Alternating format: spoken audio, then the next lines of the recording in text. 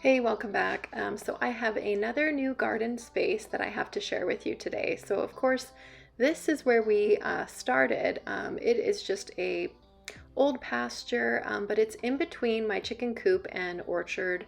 And then we made an extension right here that you're seeing right now. So it's not the prettiest little run to look at. So I thought I would reclaim this area. And today I'm going to take you along and show you the transformation of this space. So we had some leftover gravel from the greenhouse project my husband brought over, and then I was working on just landscape fabric to the pathways. And we still need to edge the pathway to the transition for where the garden bed is. We'll be doing that with those timbers you can see on the right hand bottom of the corner of the screen.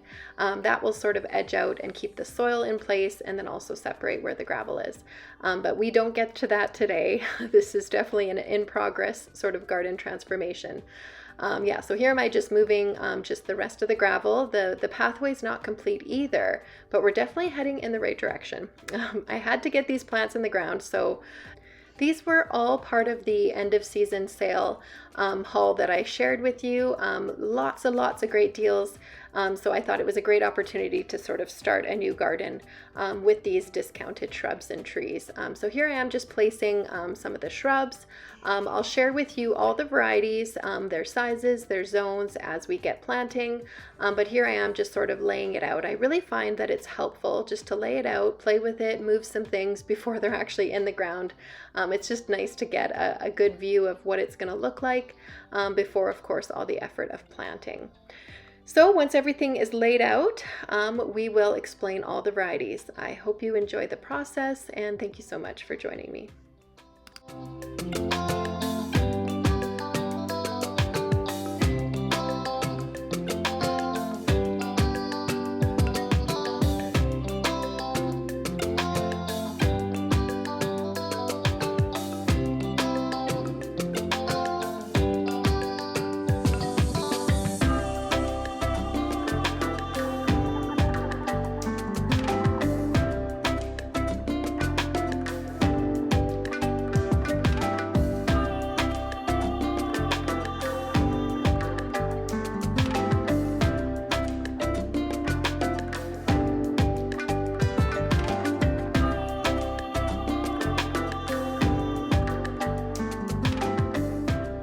Hey, welcome back. I'm Carissa, and this is my garden. So this is the second new space that I'm adding. If you saw my shrub and tree haul, you know that I was talking about two areas. This was the one area. So we are in the front of the house, and the chicken coop is just to my left, your right. And then I also mentioned in that video, I have an extension yard for my chickens, just to sort of free range, but they're a little bit more protected, and my gardens are protected as well. But it's a little unsightly. Plus we have water in this area. Plus, this was our existing compost, this area just between the fence panels on either side of me. So we had years and years of good, rich compost that had been built up in this area. But it was right close to the house, and every time we passed to go to the chickens, it was a little bit of a smell. So I thought we would reclaim this space and have a little moment here with a gazebo. So my dream, if my husband participates, will be to have sort of like a bench on either side and then some sort of roof just to keep you out of the elements. So I think it'll be a really nice moment before you sort of enter into the garden that's behind me. And I also would love to put a gate here as well. We have enormous deer pressure in our area. So I would love to see if this area is a little bit more deer proof than my other areas in my yard. We don't have fences that keep deer out besides the vegetable garden, because otherwise we would not be able to grow anything. But besides that, there are no fences. The flower farm also has a deer fence, otherwise they would be eating all my delicious snapdragons and such. Anyway, so this is a trial area to see if I can put some of the plants that I've been wanting to buy and put in my yard that maybe the deer tend to gravitate more to. So, like I said, I moved all the compost out of this area. This is about 12 by 12. I think the fence panels are about 10 or 12 feet wide. So yeah, years and years of compost. I used it to build up some beds just behind me. I'll take you for a walk through in just a minute. So I was sort of tiering the garden, making pathways as I was going, because everything here is on a hill. Anyway, we had leftover gravel. I also moved that to make a pathway. As you can see, it's not done. We've got some landscape fabric that is sticking out, and that's because we are in progress. My husband is bringing some timbers. I've got a couple here I'll show you, but the timbers will sort of line the pathways, retain the soil, keep the gravel contained, and sort of separate the two spaces, the pathway and the garden bed. All that to say, let's go take a look and see which plants I have and the placement I have for them so far. And just to give you some context, there's the house, there's our yard, and this is the area I was talking about. So here we are. These are stairs that go down to the chicken coop. The chicken coop's the blue building right here in the run. Their extension was just behind me.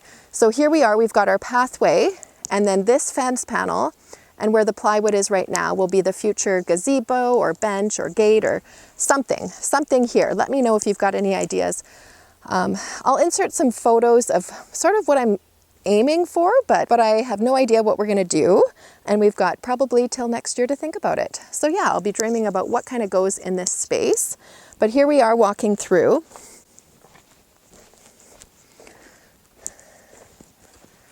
So like I said, the gravel is not finished. You can see we've still got to finish this area, move the timbers and sort of hold them in place with rebar. But here we have a bed on this side. And what we have so far is a couple 9-barks. They are the gold type, you can see. Here's one 9-bark and then a smoke bush in the middle. And then we also have some peonies in between that I picked up also on a very, very good price. End of season clear out. They were $2 a piece, quite a good deal. So anyway, yeah, we've got some weeds encroaching from behind there, but I'm hopeful that once I have both of these areas planted, behind me is the orchard and we've got already nice plants back there. But once both sides are planted up, I'll be able to get a handle on some of these weeds that are growing in between the fence. So that is the one side of the bed. And then the back here, or actually let's go here. So on this side, this is a volunteer tree from my father-in-law, and I'm forgetting what it is, but I don't know where I'm planting it yet. So that one's gonna wait. But here we've got a couple Annabelle hydrangeas, another 9-bark, and a dogwood. And then we've got some beautiful coral berry snowberries. The back side of this is also not done, this bed back here. It's going to be a gradual slope, but I still have to retain the other side. So I'm just waiting to sort of finish that area back there. Okay, now let's keep walking down the pathway and I'll show you this back bed. Okay, so we have another dogwood. You can see I've got a sale price on there. Another good end of season sale. And then we've got some 9-barks, 3 in this area. So I've got Summer Wine Black, and they stay a little bit smaller. This one and then this one over here. They stay smaller, and then the Summer Wine Original 9-bark gets a little bit bigger. So I think it'll be really pretty to have sort of a larger red in the middle and then 2 shorter ones flanking each side. And then I've got some volunteer maples, this one, and then a volunteer elderberry, common elderberry. Those 3 were actually all 4, the other tree that I'm unsure of where I'm planting. So all 4 of those volunteer trees were given to me by my father-in-law. When they show up in his yard, he just pots them up for me and he knows I will find a place for them. And here I have. So like I said in my other video, this is my chickens' sort of extension run. You can see they really enjoy sort of just pecking around in the grass there and dust bathing and digging around for worms and things like that. But it's not the prettiest look. It's just T-posts and wire and bird netting just to kind of keep them in and keep the predators out. But anyway, it's not the prettiest, so I thought that these would be a really beautiful sort of shield for that. And it would also provide them some nice shade in the summer months when it's super hot. And then of course these trees and shrubs will lose their leaves in the winter months when we need more sun for our chickens. So it really works out perfectly. Okay, and then just panning over, you can see the gravel pathway only comes to here. I ran out of gravel, so I'm going to be waiting, and then in the springtime I'll be finishing the end of the pathway. I'm not sure about making it a circular pathway because it goes all the way over here. So I'm not sure about where to end it. I do have another pathway in between here that I could add a gate and a path to right there on the way to the greenhouse. So undecided, so I'm just going to be leaving it, and then I'll be thinking about it over the winter months And then I'll be ready for action come spring. Also, there's some shrubs on this side too. There is a viburnum and then some Nanking cherries, I think they're called, just lining that fence and stairway there. And then last but not least, I have 3 lilacs planted in front of the chicken run, which are hopefully going to be big and beautiful and sort of anchor that spot. I did have a vine growing on this lattice, but it didn't make it, so I'll probably be planting a new one in the future. All right, so that's my plan. Let's get to planting all of these beautiful shrubs.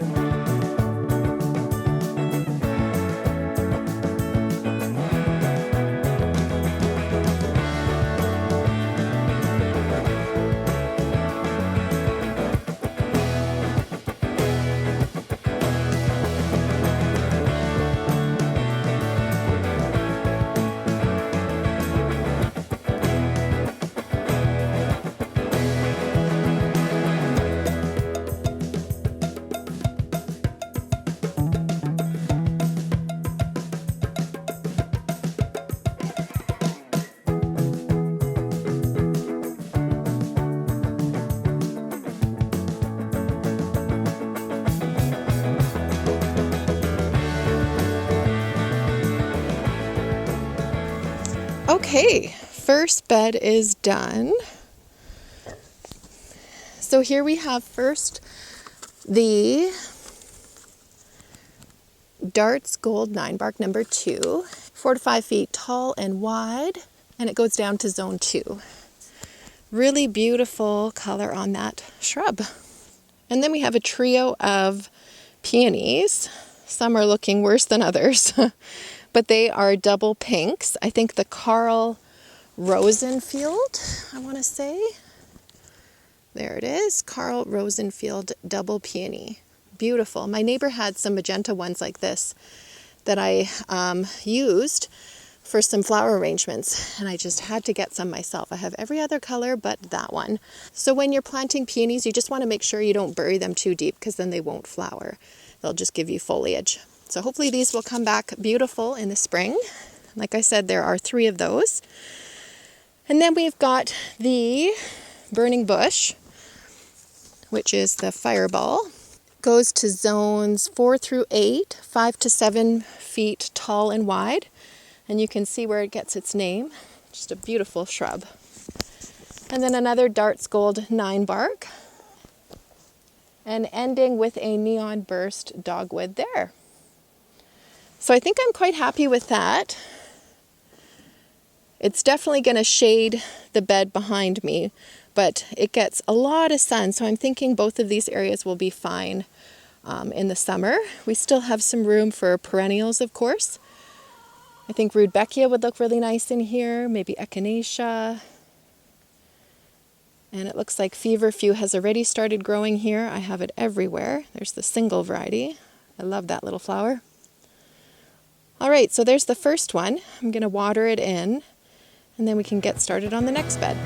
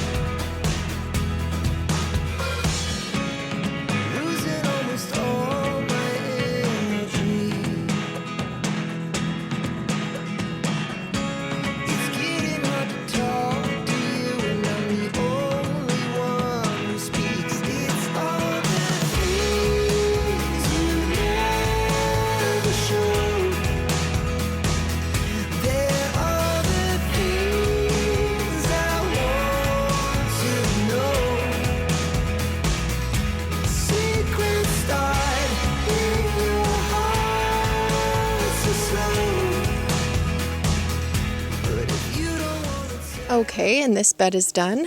Like I said, this is a 9 bark, a summer wine black, which gets a little bit shorter and smaller than the traditional summer wine. So 3 to 7, zones 3 to 7 and 5 to 6 feet tall and wide. So a smaller shrub than the summer wine bark, which is in the middle. And then, like I said, these are volunteer maples from my father-in-law.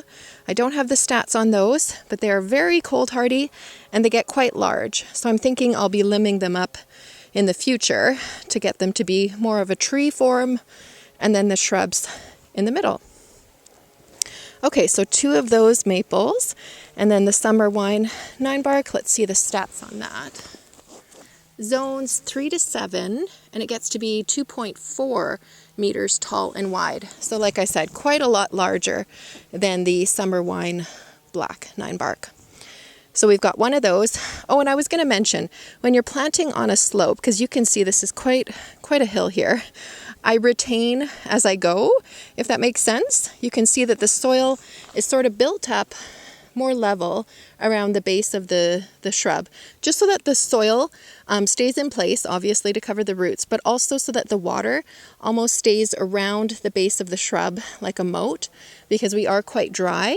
We're not as concerned about runoff as we are about retaining some moisture. So I tend to level as I go, so you can see each tree or shrub has sort of like a base perimeter around it where the water can kind of pool and saturate the soil. Okay, so another volunteer maple, and then another summer wine black 9 bark, and I think that's a really, really pretty color. I think it's going to be beautiful. And then of course the common elderberry at the back there. Again, I don't have the stats on that because it's a volunteer, so I have no idea if it's a hybrid or if it was cross-pollinated. We have other common elderberries on our property, and they get quite large, beautiful burgundy berries that the birds love. So I'm thinking it's going to be a beautiful spot right here. Okay, I have nothing planted here, and then 3 lilacs there. But the last section is just this middle sort of island. And of course we've got the dogwood, the coral berries, and another 9 bark, and some hydrangeas. So let's finish with that.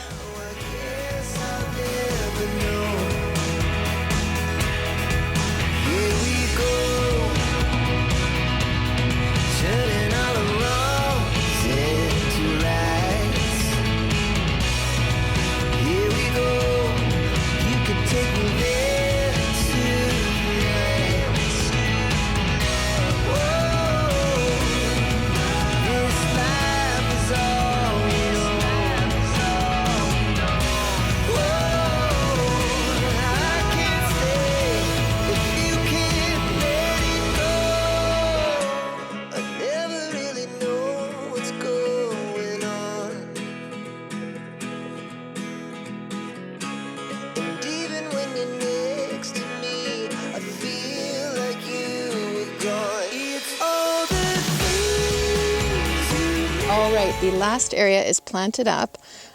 So I called these Annabelle hydrangeas, but they're not. They are Pinkarella, smooth hydrangeas, I believe. Yes, Hydrangea arborescens, Pinkarella, and they stay quite small, 4 to 5 feet tall and wide, down to zones 3, quite cold hardy, and they get that beautiful pink tinge to the blooms. Of course, that's where they get their name from. And then I've got 2 coralberry proudberries. They stay quite small, I believe, about 4 feet tall and wide. 3 to 4 foot tall and wide, zones 3 to 7. And of course I love their berries, which is why I chose the plant. So quite a small shrub, and then there's 2 of those, like I said. Another 9 bark. This is honeycomb, and it gets to be about 5 by 5 tall and wide, zones 3 to 7. Really beautiful fall color on there. And then there's the other Pinkarella, the other coralberry, and then a neon burst dogwood, which I believe is like about 4 foot tall and wide. So that is the last of the beds done. Again, like I said, I have a plan to retain the soil over here and maybe even add some steps here. We've placed pieces of lumber just to sort of level off some stairs before, and it worked quite well. So we might do that here because this is quite a trek down. And then here, of course, the pathway needs to finish coming through here. The lilacs are right there. So I'm thinking if we stack 2 of the 6x6 pieces of lumber, that might give us a good sort of wall to retain the soil, and then just have a gradual slope here, just meeting in the pathway right here. So that is all.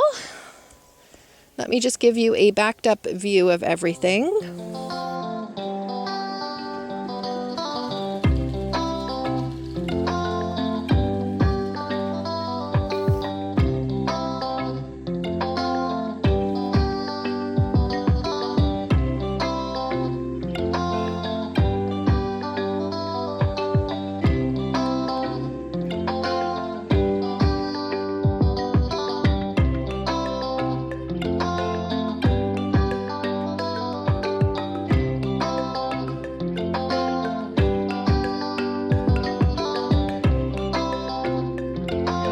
Of course, the chickens are very curious with the new shrubs.